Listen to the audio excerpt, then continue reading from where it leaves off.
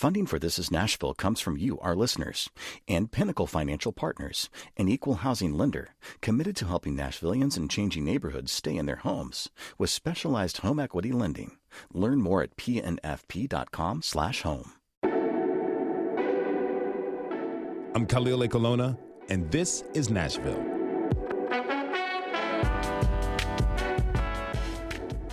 Each weekday at noon, you'll find me here on 90.3 FM or WPLN.org. We're journeying into the identity of our city and region and bringing you along with us. Today is all about community safety. Now, this is a pivotal moment for the future of anti-violence work in our city. Nashville is about to invest over $1 million into one program called Cure Violence. The idea is that it treats community conflict like an infectious disease and takes the public health approach in preventing the spread. Think early detection and prevention by interrupting violence before it escalates. But as the city gets ready to fund this more community-based approach, some residents wonder whether officials are investing enough to set the program up for success. When you think about $1 million and consider what the city's budget is, that's just a drop in the well of a problem that affects the entire city. One local group, Gideon's Army, has already been trying out this approach for the past few years, even with limited funding, and they've had mixed results. WPLN criminal justice reporter Samantha Max spent a few weeks shadowing Gideon's Army in one neighborhood in North Nashville to see what violence interruption looks like and how it works exactly. She takes us there now, to the Cumberland View Public Housing Complex, just down the road from our studio. It's a Wednesday evening in Cumberland View. The sun is starting to set and the area is calm. A group of shirtless kids is playing basketball, people are chatting on the lawn and ambling down the street. Some stop by to say hi to Hambino Godbody. What up, sister? Hambino is a leader with Gideon's Army. A lot of the time, he says, this is what violence interruption looks like. Just being out in the community, talking to people. Violence interruption is bigger than standing in between guns trying to catch bullets. You know what I mean? It's all about bringing some kind of love and respect and peace to communities that's not familiar with that kind of love, respect, and peace. That means organizing community suppers, playing football with kids when they get home from school, getting people mattresses and groceries and other things they need. People are out here living in poverty, and poverty creates a whole lot of hellish conditions. So it's all about just seeing the people as being redeemable and not giving up on them. So that's the difference between us and whoever else. Tonight, the team is huddled on the sidewalk beside the red brick low-rises of Cumberland View, which many residents call Dodge City, as in dodge the bullets. This like one of the most dangerous communities, was one of the most dangerous communities in Nashville, Tennessee. Gideon's Army is trying to change that. Their violence interruption approach is modeled after a program called Cure Violence. Gary Sletkin is the epidemiologist who created it. He says you need to treat violence as a disease, just like cholera or HIV. It's an epidemic process, so it needs to be managed through an epidemic approach. He says the best way to stop the spread is to change people's behaviors, to prevent violence beforehand, not to punish people afterward. And he says you do that by gathering a team of people from the community who have strong relationships with residents. They're a mix of volunteers and paid employees who all go through training. Hey, how you doing? I'm Gold. I'm T-Tab. Zarius Jackson. My name is Michael. Here in North Nashville, these are the credible messengers. Credible because they were once the ones with guns. But now they're back in their neighborhood unarmed, using their street cred to convince people not to shoot. You know them, you can talk to them. They can relate to what we're saying, where we come from, because we all from the same place. That's Cumberland View resident Kenneth Clayton. Michelle Fox lives here too. She says she trusts the violence interrupters more than she trusts public officials. I go to Gideon's Army before I go to the police station. Gideon's Army is the government, if you ask me. This approach to public safety isn't new. It's been around for decades. But it is pretty new to Nashville, so let's take a quick look back at the city's brief history with violence interruption. Gideon's Army first started trying this out here in the Cumberland View neighborhood in 2019. The next year, police data show, violent crimes went up during a county-wide search. But they dropped in this neighborhood last year. In fact, not a single person was shot in the housing complex over a 10-month period after the program started. But during that time, there were shots fired when no one got hit. And last fall, the group was criticized for not counting those incidents. Tonight, News Channel 5 investigates, uncovers serious questions about a popular social justice group. A News Channel 5 series suggested Gideon's Army was exaggerating its success. The reporting also scrutinized the group for hiring a former gang member, who actually ended up getting killed in a shootout. Was it an attempt to save a life or a deal with the devil? The group denies most of the claims. But long story short, an organization that claimed it was making North Nashville safer was accused of making the community more dangerous. And all this was happening just as Gideon's Army was hoping to get money from the city for its violence interruption program. The TV story suggested Gideon's Army couldn't be trusted with the funds. And some other local violence prevention advocates agreed, like Jamel Campbell-Gooch. We have to do it right with training, assessment, and evaluation, because if we don't do it with those things, we can actually end up in a worse place. Until recently, Jamel was the number 2 at Gideon's Army. He helped to start the violence interruption program. Jamel left the job a few weeks before the news stories published. Gideon's Army says he was fired. He says he worries the organization could jeopardize all violence interruption efforts in Nashville. That includes his plans to create a city-run network of grassroots groups. Without that foundation, we'll end up in a situation where we don't have a credible violence interruption program across the city. After the TV stories aired, Jamel and other grassroots organizers held a press conference to set themselves apart from Gideon's Army. They wanted the city's money to be spread more evenly between the many groups working to curb violence. You keep putting that same money in one egg basket. Humpty Dumpty done broke all the eggs. That's Clemmy Greenlee with Nashville Peacemakers. I begged for money so many times. So if I'm still standing here without anybody's money, what is that telling you? I know something. The fight for funding was heating up, and people like Greenlee saw Gideon's Army as a darling of the people in power who would be doling out the money. But it hadn't always been that way. A Republican political ad once called them extremists and radicals. The former police chief even called their work morally disingenuous. But then the 2020 tornado swept through North Nashville. Suddenly, Gideon's Army was handing out meals and clothing and finding places for people to stay. And that started to draw more attention than their calls to defund the police. Here's founder Rashida Fatuga. Nashville watched us respond to the tornado. They watched us be in public housing communities that nobody wanted to be in at night with no lights. The tornado hit just a few months after Gideon's Army launched its violence interruption program. They hadn't raised all the money they needed, so they hired fewer employees with less training. We basically built this plane while it was flying. Rashida says she couldn't wait for more funding to come around. I just felt like if I jumped, I would fly. And if I crashed, I'd crash, but I'm going to get back up because, these are my kids. Rashida is a former Metro Schools teacher. She started Gideon's Army to try to save her students' lives. One of my kids was killed, and he told me when he was 8 years old that he would die before he saw 18. After years of consoling grieving families, even grieving her own loved ones, she didn't feel like the city felt the same urgency she did to stop the bleeding. What is reported out is numbers. They are data. But what is not reflected is their lives, the pain that they experience, and how alone and abandoned they feel by this city as they go through these traumas and nothing changes. Rashida disputes most of the allegations against the group, but she says she also knows there are things she would have done differently with more time and resources. I'm always looking at how to do things better. I'm always looking at how to be better, how to be able to give more. It's just really hard to do that on a shoestring budget.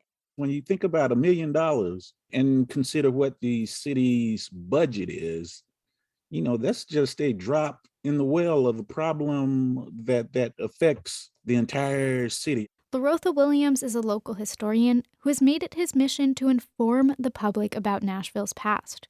If you've listened to one of his lectures or scrolled through his Twitter feed, you know he's got a real grasp on how the inequities we see today stem from the decisions made before.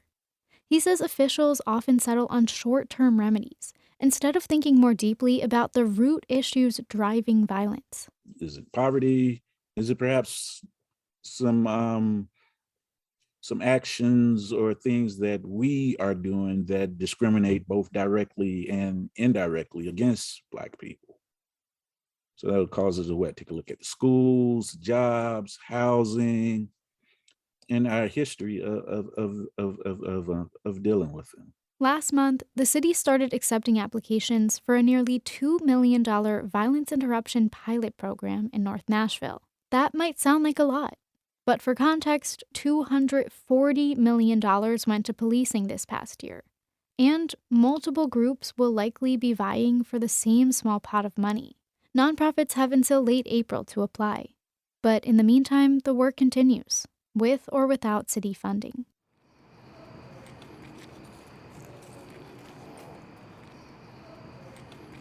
Back in Cumberland View on that Wednesday night last fall, I'm walking down the sidewalk with T, one of the Gideon's Army violence interrupters. He tells me he broke up a fight just a couple weeks earlier. Two groups, different groups, had a problem between each other. I had to intervene, step in the middle with guns everywhere. So I didn't know if I was gonna make it home then. T says he's used to being around people with guns. He grew up with it. But that doesn't make this work easy. He says he's always praying that he'll make it home safe. At the end of the day, when I come out, put my shoes on, drop my kids off at school, my goal is to come to work, do my job, and pick my kids up from school because they're expecting it. But the job I do, one day I might not be able to pick them up no more. Hambino Godbody, the leader of the team, says that's just part of the job. You just got to be fearless out here because, your life on the line. Like right now, we out here. Metro not out here. So if a shooting happen right now, we going to have to, we don't run from the gunshots. We make sure the kids safe. We going to make sure you safe. And, that's the difference. We out here. What's the hardest part of your job? Losing life. You know what I mean? Because we wish we could save everybody even though we know we can't. That's the hardest part, just, because it was once upon a time in my life that when I was ignorant, I could have just listened and my life would have been better. Hambino stops mid-thought. What you say? Kids are running to him. Come here. Come over here. The kids say there was a shooting. Hambino gets on the phone and starts hustling toward the scene.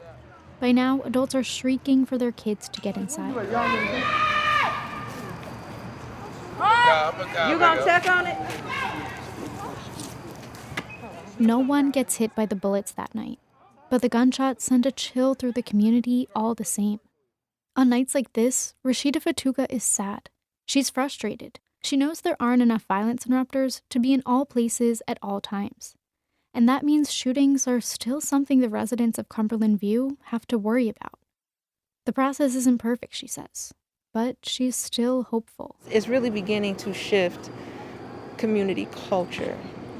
And that's something that is also, when you're looking from the outside in, that's something that might be hard to see, but when you're here and when you are here in the midst and there's a shooting and a child runs from the other part of the neighborhood over to find the violence interrupters to say, come over here in the middle of a shooting and fix this and make us safe, that's invaluable. That's invaluable. That came to us from WPLN criminal justice reporter Samantha Max. We're going to take a break. When we come back, we're going to spend time with folks who are personally affected by violence to hear what they would like to see the city and advocacy groups do to keep our communities safe. Stay with us.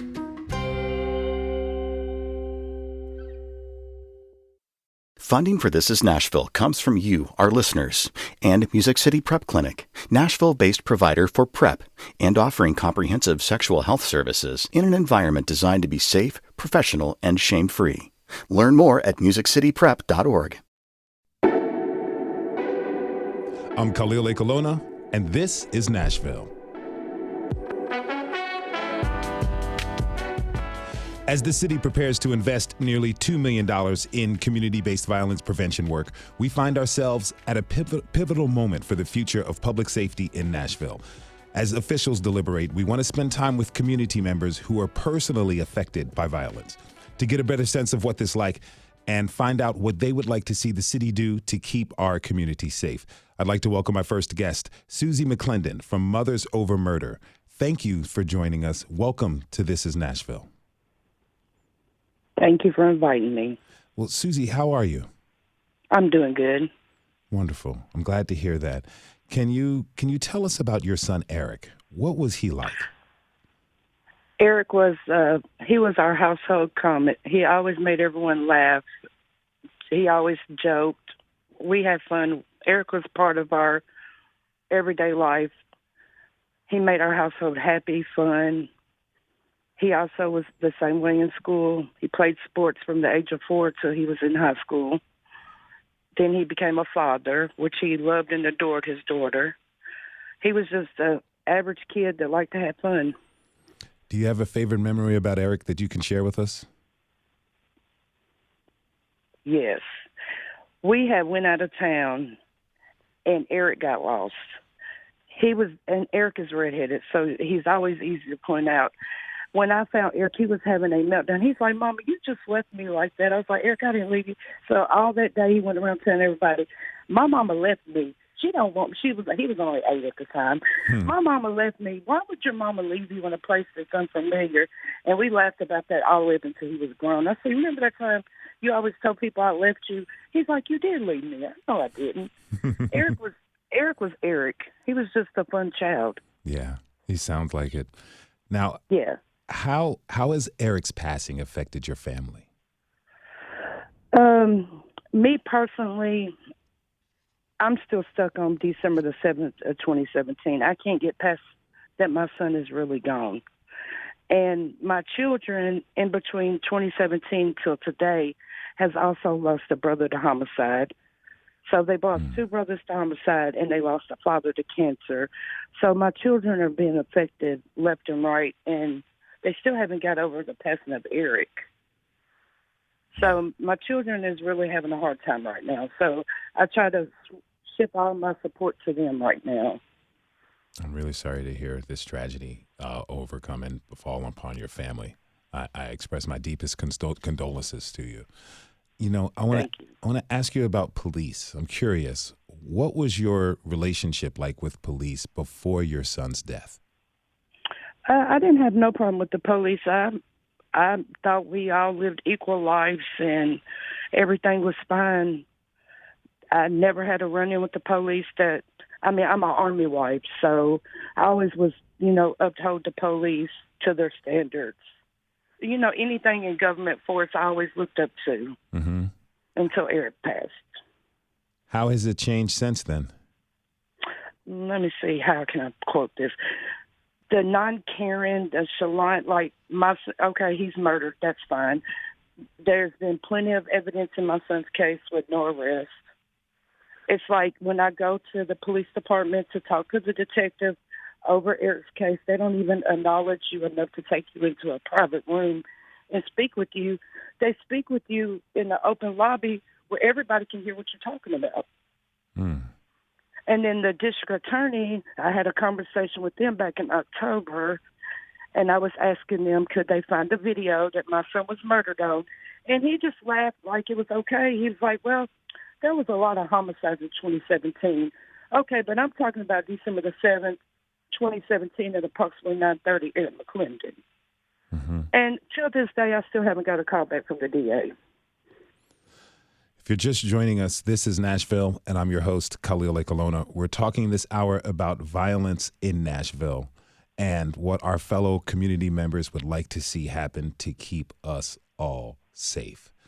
My next guest is Clemmy Greenlee, founder and CEO of the anti-violence group Nashville Peacemakers. Hey, Miss Clemmy, thank you for being on the show. Yes, good evening. Can you hear me? Yes, ma'am. All right. Am I right when I say that you and Susie know each other? Unfortunately, yes, sir. And the reason I say unfortunately is because this is the way I had to meet her to be a part of my Mothers Over Murder group. She's a beautiful woman, and I wish I'd met her on all the circumstances, but I am so honored to have her in my life, period. For those who might not be familiar, can you tell us why did you start Nashville Peacemakers? Oh wow. So it really was a hunch to me that I felt that was going on when I started seeing my son with a group of guys in 2003 and had flags, bandanas and pistols carrying. And I had asked my son, what is this thing y'all got with all these bandanas hanging out of your pocket, black, red, and blue, and Hispanics got orange and brown and yellow, and everybody kept talking about it. Clement, it's just a phase they're going through. It's just a phase, and I'm like, no, I don't think it's no phase. So when I started questioning my son, telling him I think this is something that's going to turn dangerous. I just had a feeling about it, really did. And anyway, he laughed it off like everybody else, and it ended up that it costed my son's life. His flag was blue, and he went in the projects that we had here called Cellar Court, which is on Lichy Avenue. And he went over there, and evidently you don't go in each color's territory. And my son was murdered. He was murdered, whether it was for the blue flag or just being in the wrong place. So when the detective knocked on my door, this is what they said to me. My son was in the wrong place at the wrong time. And you don't want to hear that. Not only just no mother want to hear that. You a father, anybody, sister, anybody. What you mean we in the wrong place at the wrong time? I get shot and killed at Kroger, so I'm in the wrong place at the wrong time. And so at the end of the day, the flags kept coming because my step grandson and my nephew, both 18 years old, they started wearing the flags, the different color bandanas. And my nephew was murdered in 2015, and my step grandson was murdered 2014. I'm sorry for all this loss that you've suffered. I really am. Yeah. So that really, it kind of started it, but I think it had already started, really. I just put it on paper. But that was really the reason why, because it's just like, oh my God, nobody's really paying attention to what's really going on out here with these young people. And then that's when the guns start escalating. The bandanas was already out there, but the guns start coming along with it. And now this is where we at today. Through your work over the years, you've met with the city and the police. And from your point of view, where is the city falling short when they address violence? They don't have the right people at the table. They are looking for too many educated people when they need to look for the less educated people, because even though we don't have the PhDs or the accolades behind our names, we have the street experience, we have a community experience, and we have street credibility, something that they don't have in places that they can't and won't come to. Giving money to bigger organizations never works, ever. Not just because but in the last 3-4 years, we've really been corrupted with bullets flying everywhere. Even when my son, and I was talking about my son's murder, they were still giving money to the wrong places. So the state need to not figure out, they need to listen to us. We've been talking like this for 10 years or more. And that's what I was telling somebody yesterday. And I think I was getting ready to tell the lady who called me, I don't want to do this again. All we doing is just talking, ain't nothing happening. And that's why I quit speaking everywhere now. Until the state get people like me, Randall is on here, Susan, people like us need to be the one to get hired to go out here and reduce the violence in our community. Gideon Army did a damn good job. They set them up for a trap. I don't care what nobody say. But that's who the team that need to be out here. People should have gotten in with them and had that thing structured a little better. Mm-hmm. But I'm speaking for myself now, but I just want to throw that in there about them. They did a good job. They were just all over the place, and they knew that. That's why they put all that money in one basket, because they knew the egg was gonna crack. But mine gonna stay boiled, so you ain't gonna never crack it, with or without their money. That's it. It need to be people like us sitting at the table. Susie, what would you like to see from the powers that be? I would like to see our communities come back together for our children and build a foundation, as we all grew up in, to help the children be successful in life instead of failures, because I feel like our system is failing our children. In what ways? There's no academics. We shouldn't have to pay $300 and $400 for our kids to go play pee-wee football. I know when my children were coming up, it was $30 to $40. It's like everything. The community centers, for instance, don't even have free things for the children to do because everything costs so much money, and the low-income families can't afford it, so that turns our kids to the streets. Mm-hmm. I'm sick of seeing good children turn to the streets because they have no grounding on our communities. I speak to children every day, and their main thing is we don't have nothing to do. Clemmy, the focus on preventing violence is mainly honed on the streets. But tell me, where else should we be looking if we want to really give a full effort in stopping violence, places that are not in the streets? Where should we be looking at? Well, we definitely got to go back into the homes and the centers. You know, we have to. Everybody's taking it to the police department in the mental co-op places. That's not going to get it. And we're trying to keep them out of there. So I was talking again yesterday, because I was at a meeting. I keep talking about again yesterday.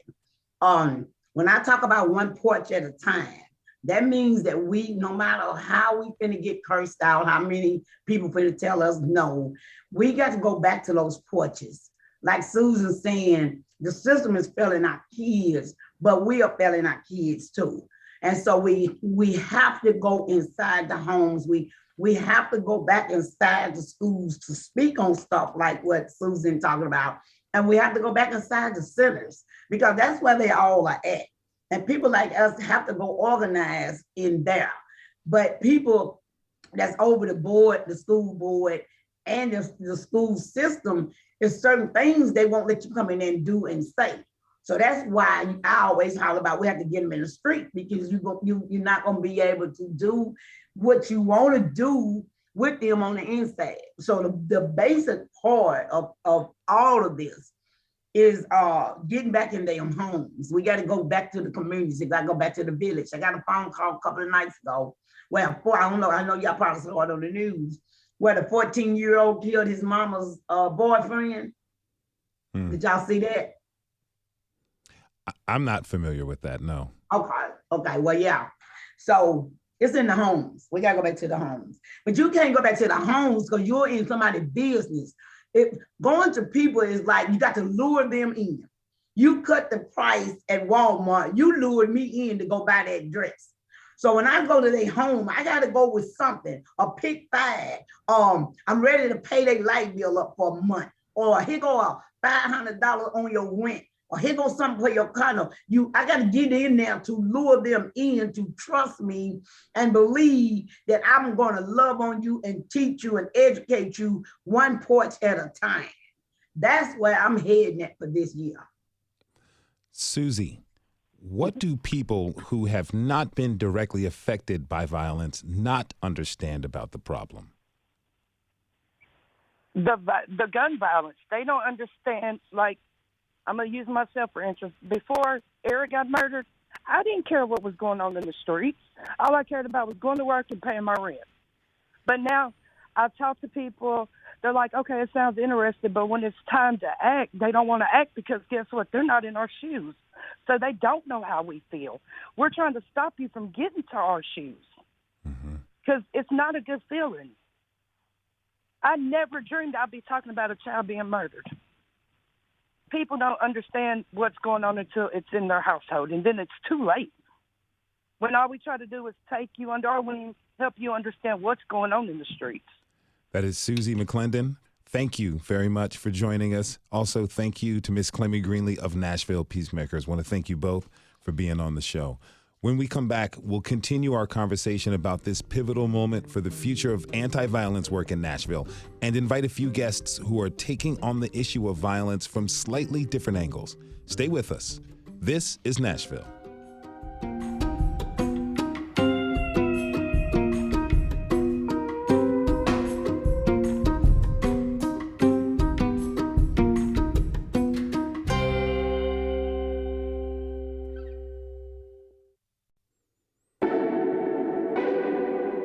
I'm Khalil Colonna, and this is Nashville. Today's episode is all about anti-violence efforts in our city and what community members whose lives have been affected by violence want to see the city do to keep us all safe. I'd like to welcome my next guest. Dr. Katrina Green is an emergency room physician at Nashville General Hospital. She is also a board member of Gideon's Army. Dr. Green, thank you for being here. Thank you for having me. So tell us how you encounter violence and its aftermath in your work as an ER doctor. Sure. So I'm an emergency medicine physician, and my first experience in violence is coming at it as a physician, treating patients who have been directly affected. So when patients come to the ER who've been shot, they end up in my trauma bay, and myself and the trauma physician are the first ones to assess, where is the patient shot? How badly are they hurt? Do we need to stabilize and go right to the operating room? Is this something I can patch up myself in the ER? So that's where I come into this part of the equation. So in the ER, you see victims of gun violence as they're fighting for their lives. For those of us who may not understand, can you tell us what a bullet does to the human body? It's a pretty horrific thing. So bullets, sometimes they can go through and through an extremity and just be what we sometimes call a flesh wound. But as the bullet goes through the body, there's a ripple effect, a shock wave that can affect anything in the vicinity. So even outside where the bullet is going right through, you can have almost like a concussive, like pressure wave that can shatter a spleen, can fracture bones. I've seen bullets tear right through people's major blood vessels, and sometimes they bleed to death before they can even arrive to the hospital. One of the hurdles in violence prevention work is retaliation. This can make it hard for anybody to get ahead of the problem, whether it's a violence interrupter or a police officer or a family member. How have you seen that cycle play out at your work? Yes, so there was an incident at my hospital a few years ago where we had an injured patient from gun violence show up, and in the acute phase, while we were working to stabilize the patient, I don't know if it was family members or friends, but people that knew the patient were discussing retaliating, and they left the premises of the hospital, went out into the community, and as a result of that one gun violence victim, the retaliation gave us 5 more victims that same evening. I'd like to bring in my next guest. Randall Venson is a former social worker who runs the International Boxing Academy of Nashville. Thanks for joining us. You're welcome. Thank you for having me. Of course, sir. What led you to start your boxing gym? Well, as you mentioned, I was a social worker. When the neighborhood health got a new CEO, then he kind of changed directions and wanted me doing something other than social service, which is something that I didn't sign on for. So I wanted to start my own program because I wrote a book called The Triangles of Life, and it was I worked as a boxing coach for many years, and it was Christy Halbert who suggested that I open a boxing gym. So I just happened to come across a facility in Bordeaux, North Nashville, at a strip mall on Clarksville Pike, and it was vacant. And I talked to the owner of the strip mall, was unable to get electricity, so we worked out a deal where I could get the facility if I kept the strip mall up. And that's how I started the International Boxing Academy of Nashville. It's not just a boxing program, but we also consider ourselves a youth development program. However, we haven't been able to do much of youth development because of a lack of facility. Now, you heard Dr. Green talk about retaliation and the effect that has of violent crime. Now, you work with young people who live by the code of the street, so to speak. How do you see retaliation affecting your young people? Well, it's always going to affect young people because it never stops. Retaliation means there's going to be someone else is going to retaliate. Then you just start creating enemies, more and more enemies, and that has always been the problem with the gangs. You get one of ours, we'll get two of yours. If you get two of, and it just snowballs. Mm-hmm. So the violence is always there, and it just never stops. The cycle continues. If you're just joining us, this is Nashville, and I'm your host, Khalil Lekalona. We're talking about violence prevention in our city. We were just hearing from boxing coach Randall Vinson. Now, Coach Vinson, we reached out to one of your kids, Shamarion Whitfield. Kids don't like showing their emotions or talking about them. They mostly laugh to hide it. There's nothing to hide about feelings. It's either talk about it or it's going to come out in a bad way. Once they feel safe, then they can talk about anything. Shamarion told us he feels safe, like he can talk about anything. That's huge. Coach Vinson, how does hearing that make you feel? Well, it makes me feel good. It makes me know that we are actually having a connection with the kids that are in our program, and that's very important. One of the things that I didn't think was mentioned is the fact that with young men, they need men role models to teach them how to become men. I mean, no one's born with the ability to act as a man. They have to be taught that, and many of the young men that that I work with as a social worker, they never had that male person in their life. And oftentimes it's a social worker or a coach that becomes that person. But many young men today aren't gravitating towards sports like they used to. So they are devoid of positive male role models.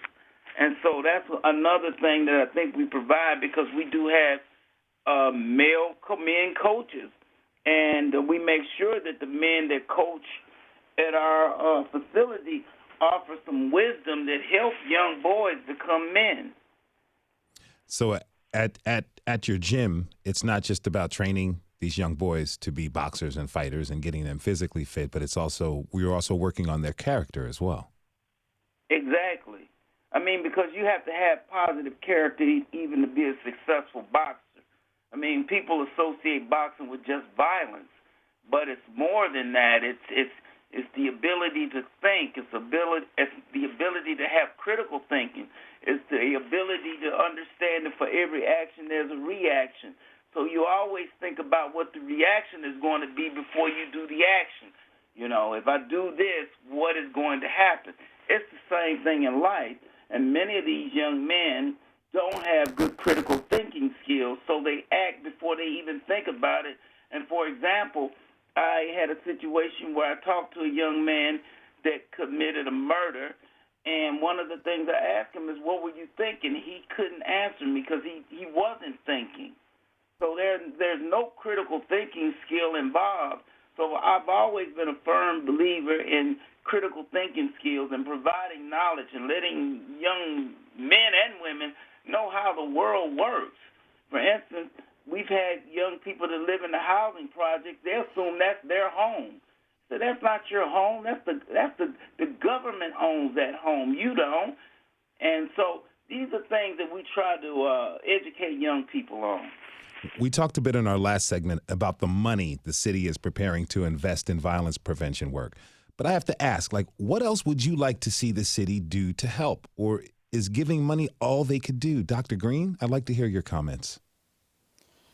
I mean, money is obviously a big part of it. It's hard to do this work without the funding. You heard Rashida earlier on the program talk about, starting the program without the budget that she needed. So a lot of it is the money, but part of it is just having more people listen to what's going on in the communities and focus on this issue. There's a lot of other things going on in our city that get more focus because they're more popular or politically, in the light of the public. But this is an issue that's important. I mean, lives are literally at stake here. So I think we need more people to be investing their time and efforts. And that's where I come into this. I couldn't sit on the sidelines and just try to patch up people in the hospital. I needed to get out there and find a way to prevent these injuries. And I hope more people listening to this segment will do the hard work and get involved as well.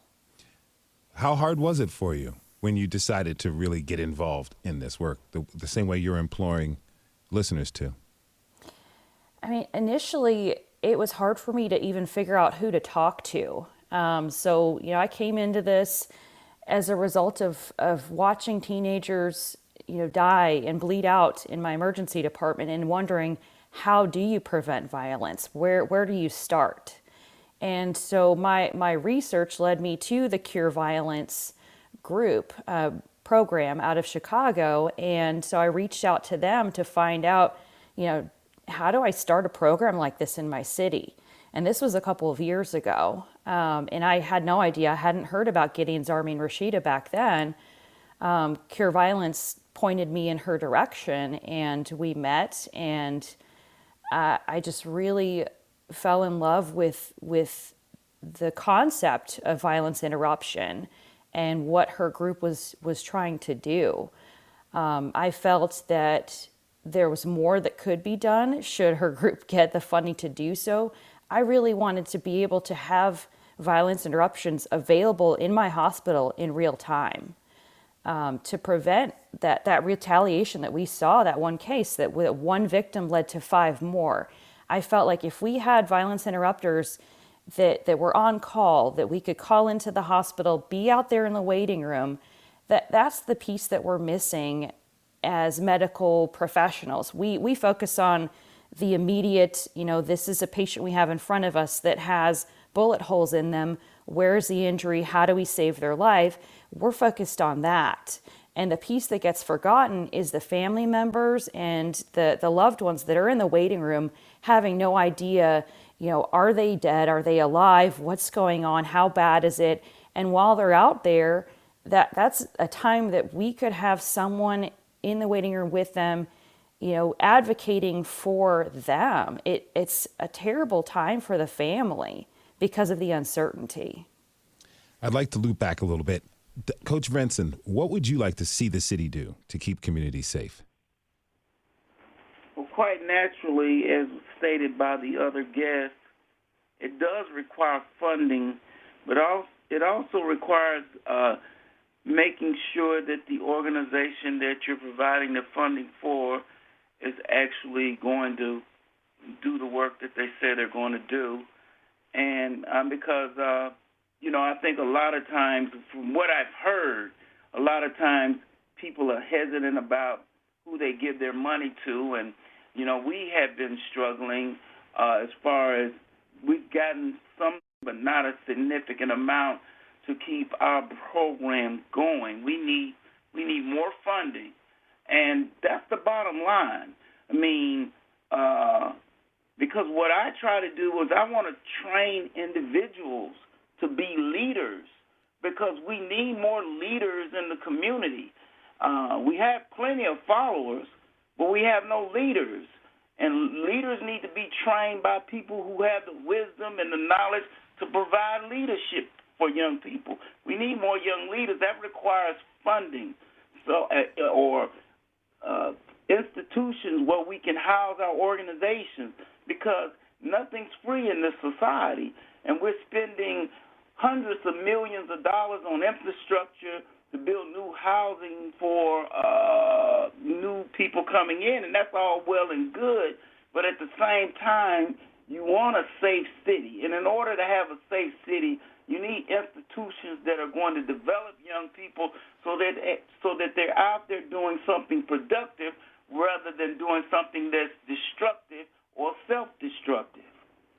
You know, we can't talk about violence prevention without talking about some of the root causes of violence. And I'd like to hear from you both on what you think some of the prime factor that leads to violence are and how we can address them. Dr. Green, I'd like to start with you.